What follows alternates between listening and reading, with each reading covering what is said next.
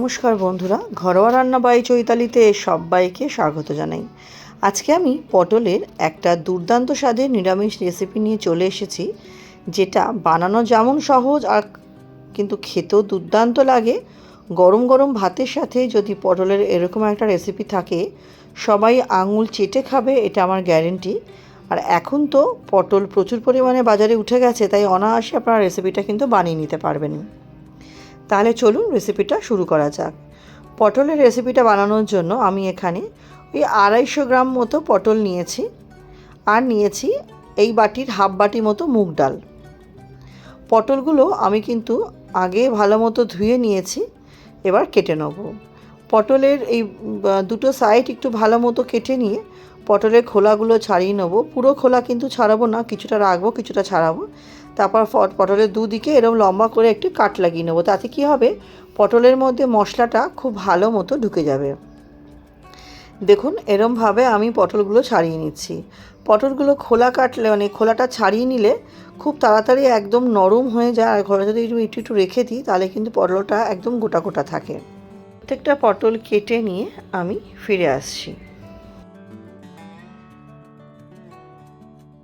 প্রত্যেকটা পটল আমার কাটা হয়ে গেছে।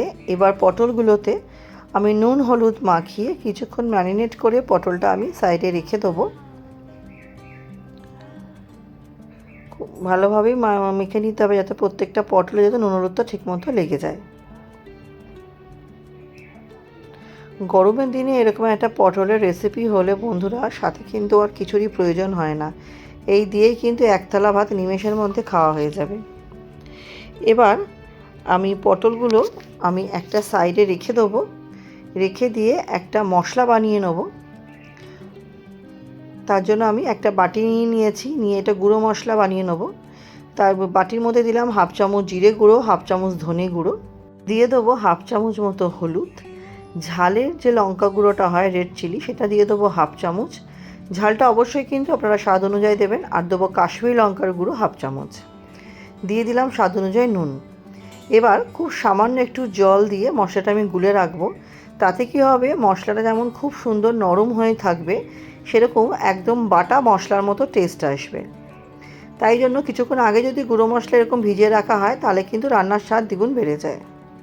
এবার আমি একটা ফ্রাইং প্যান বসাবো। তার মধ্যে আমি মুগ ডালটা একটু ভালো মতো ভাজা ভাজা করে নেব। হালকা একটু কালার চেঞ্জ হওয়া অবধি মুগ ডালটা আমি ভেজে নেব। এবার মুগ ডালটা নাবিয়ে একটা বাটির মধ্যে নিয়ে মুগ ডালটা আমি কিন্তু ধুয়ে নেবো খুব ভালো মতো, 3বার 4বার। গরম বলে আর হাত দিয়ে ধুলাম না, চামচ দিয়েই ধুয়ে নিচ্ছি। এরকম চামচ দিয়ে নাড়াচাড়া করলে কিন্তু ডালের ময়লাটা বেরিয়ে আসবে। 3-4বার এরকম করে ধুয়ে নেবো। আর এদিকে কড়াই বসিয়ে দিলাম। কড়াইতে দিয়ে দিলাম তেল। দিয়ে পটলগুলো বেশ ভালো মতো এপিট ওপিট লালচে লালচে করে আমি একটু ভাজা ভাজা করে নেব। বেশি কড়া করে ভাজার প্রয়োজন নেই, একটা মোটামুটি পটলের গায়ে রং ধরলেই হবে। বেশি কড়া করে ভাজলে পটলের টেস্টটা চলে যাবে। তাই হালকা একটু কালার আসা অবধি পটলগুলো ভালো মতো ভেজে নিয়ে আমি তুলে একটা বাটির মধ্যে রেখে দেবো।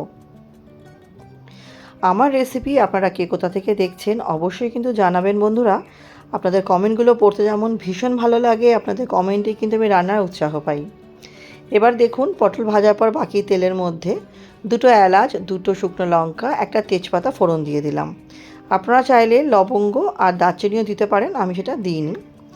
আর হাফ ইঞ্চি মতো আদা গ্রেট করে দিয়ে ভালো মতো আদাটা একটু ভাজা ভাজা করে নেব, যাতে আদার কাঁচা গন্ধটা চলে যায় আর যাতে আদাটা পোড়া লেগে না যায়, সেদিকে লক্ষ্য রাখতে হবে। এরপর গুলে রাখা গুঁড়ো মশলাটা এর মধ্যে দিয়ে দিলাম। গুঁড়ো মশলাটা দিয়ে খুব ভালো মতো আমাকে কিন্তু এটা কষিয়ে নিতে হবে। যতক্ষণ না এর থেকে তেল ছাড়ছে ততক্ষণ কিন্তু আমাকে এটা কষিয়ে নিতে হবে। এটা আমি মিনিট 1.5-এর জন্য ঢেকে রেখেছিলাম, যাতে গুঁড়ো মশলাগুলো খুব ভালো মতো কষে যায়। তার আগে আমি খুব ভালো মতো মিশিয়ে নেব, তারপর ঢেকে রাখবো। মিনিট 2 পর ফিরে আসছি। মিনিট 2 পরে দেখুন, মশলাটা দুর্দান্তভাবে কষে গেছে, মশলা থেকে তেল ছাড়তে শুরু করেছে। এই পর্যায়ে ধুয়ে রাখা মুগ ডালটা দিয়ে দেবো।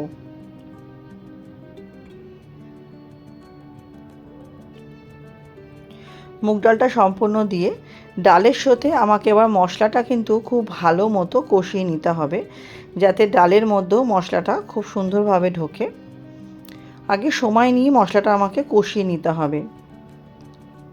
দেখুন খুব ভালোভাবে কিন্তু মশলাটা আমার কষে গেছে। আর একটু হালকা শুকনো শুকনো লাগছে বলে এর মধ্যে আমি হাফ বাটি মতো জল দেবো।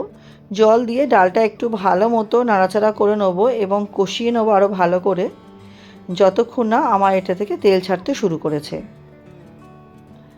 দেখুন খুব ভালো মতো কিন্তু ডালটা আমার সেদ্ধ হয়ে গেছে, জলটাও একদম টেনে গেছে। এই পর্যায়ে কিন্তু এর মধ্যে আমি দিয়ে দেবো হচ্ছে দুধ। আমি 1 কাপ মতো এখানে প্রথমে দুধের ব্যবহার করব। এই রান্নাটার মধ্যে দুধের ব্যবহার করলে রান্নার স্বাদটা দ্বিগুণ বেড়ে যায়। ঘরে দুধ থাকলে অবশ্যই চেষ্টা করবেন দুধের ব্যবহারটা করার। মোটামুটি দুধ সবার ঘরেই থাকে। জলটা খুব সামান্যই প্রথমে ব্যবহার হবে, তারপর কিন্তু দুধের ব্যবহারটা করলেই ভালো, ওতে স্বাদটা খুব সুন্দর আসে। 1 কাপ দুধ দিয়ে খুব ভালো মতো নাড়াচাড়া করে আমি মিনিট 5 মতো সেদ্ধ হতে দেবো। এতে করে ডালটাও সুন্দরভাবে সেদ্ধ হয়ে যাবে। মিনিট 5 পরে দেখুন খুব সুন্দরভাবে সেদ্ধ হয়ে গেছে, আর তেল ছাড়তেও শুরু করেছে, আর ডালটাও কিন্তু দারুণ সেদ্ধ হয়েছে। আমি একটা ডাল তুলে আপনাকে দেখিয়ে দিচ্ছি, একদম গলেও যায়নি আবার কিন্তু শক্তও নেই। একটু বেশ ভালো করে নাড়াচাড়া করে হাফ কাপ মতো দুধ আমি আরেকটু দিয়ে দিলাম। দিয়ে একটু ভালো মতো কিন্তু আমাকে নাড়াচাড়া করে নিতে হবে ডালটা দুধের মধ্যে। আমি কিন্তু এই রেসিপিটা আমার কিন্তু একদম ঝোল হবে না, গ্রেভি হবে, তাই জন্য আমি এই পরিমাণ দুধ দিলাম। এবার পটলগুলো দিয়ে দিলাম, দিয়ে পটলটা দিয়েও কিন্তু খুব ভালোভাবে আমি মিশিয়ে নেব মশলার সাথে, ডালের সাথে। মিশিয়ে নেওয়ার পর আমি আবারও মিনিট 2 মতো এটাকে ঢেকে রাখবো, যাতে পটলটা আমার খুব ভালোভাবে সেদ্ধ হয়। মিনিট 2 পর ফিরে আসছি। দেখুন খুব সুন্দরভাবে কিন্তু আমার গ্রেভিটা রেডি হয়ে গেছে, আর পটলটাও কিন্তু আমার সেদ্ধ হয়ে গেছে। এই পর্যায়ে দিয়ে দিলাম হচ্ছে চিনি, যেহেতু নিরামিষ রান্না আর স্বাদের ব্যালেন্সও থাকে।